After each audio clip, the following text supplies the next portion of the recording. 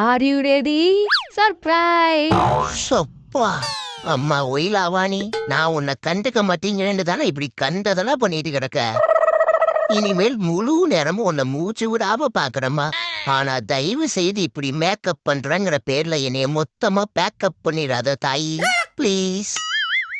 இந்த வாழைப்பழத்தோல இப்படி ஒரு சீ, அப்புறம் இப்படி ஒரு சீ, தா இந்த நார் மாதிரி இருக்கிறத இங்க ஆக்காமி சாப்பிடணும். ஏன்னா அதுல ஃபைபர் ஸ்ட்ரென்த் இருக்கு.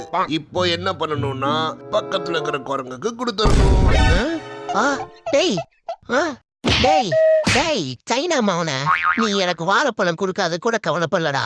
ஆனா அதை எப்படி உருட்டி சாப்பிடணும்னு எனக்கே சொன்ன பத்தியா?